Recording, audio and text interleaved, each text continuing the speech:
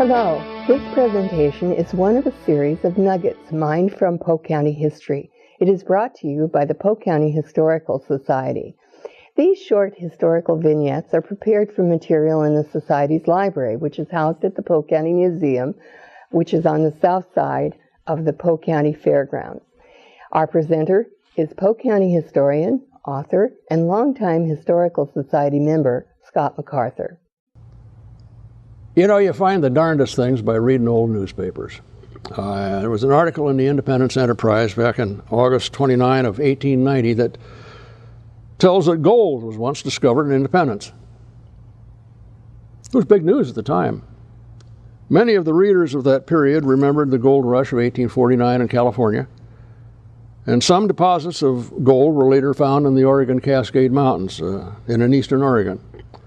However, whether gold really existed in Independence is not really known. A close reading of the newspaper in later weeks showed no further reference to the discovery, but maybe it did exist. And anyway, this is what the newspaper said. Mr. W.B. Dalton of Independence, some 8 months ago, had a well driven on his lots to supply water to his house.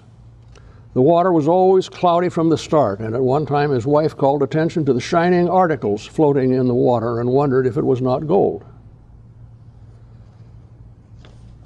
Mr. Dalton thought it was only mica in the sand that was suspended in the water, and then one day a heavier article was pumped up, and Dalton took it to a friend, with the newspaper identified only as Mr. White of this city.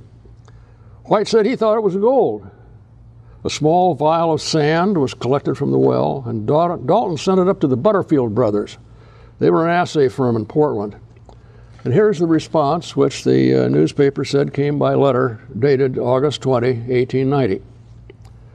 Dear Sir, in reply to your letter of the 16th of August and the bottle containing sand, be advised that the deposit of sand shows free gold. If you desire an assay to be made, we'll need a larger quantity, 2 ounces at the least.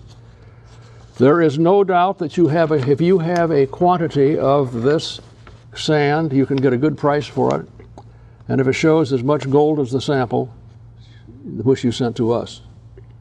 Now, the newspaper went on to say that Dalton had the well pumped out and more sand showed more gold. And the newspaper said that, quotes, a company has been formed and a 6-foot wide well will be sunk and the matter of gold sand thoroughly tested. The original well was 3 inches in diameter and 42 feet deep. There's no further account in the Independence Enterprise of Dalton's discovery. Just exactly where the well that produced the gold was is not known. We did an examination of the county deed records of that period, and they show that Dalton owned a parcel of land near what is now the Independence Cinema off E Street in Independence. Henry Hill, who was the founder of what now is the main part of Independence, remarked in one of his writings that gold had been mined, quotes, here in Independence 40 years ago, close quotes. Just exactly where and when is not reported. And like I said, there's no further report of it in the newspapers.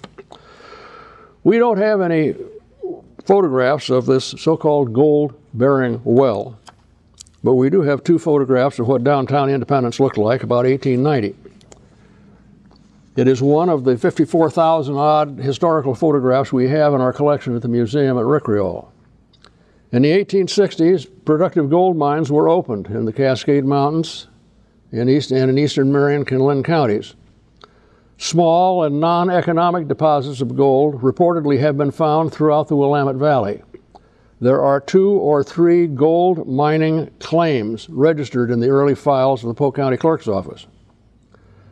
Gold Creek in the northwestern part of Polk County is believed to have been named by those who sought gold there. During the Depression of the 1830s, unemployed miners panned for gold with some minor success in Mill Creek at Salem.